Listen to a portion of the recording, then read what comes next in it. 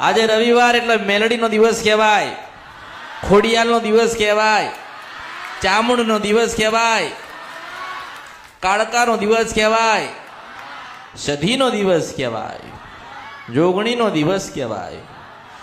જેની ભક્તિ કરો છો એનો દિવસ કહેવાય. જેટલી જેની ભક્તિ કરશો ને, જેટલી જેની ભક્તિ કરશો એટલા એટલા આશીર્વાદ મળશે. બધું બનાશે, બધું જ બનાશે. કળિયુગમાં બધું બનાશે, અમૃતની મેલડી નહીં બનાય.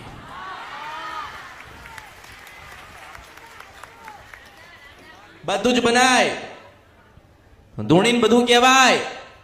સમય તો અમૃતની મેલડીની પાસે છે.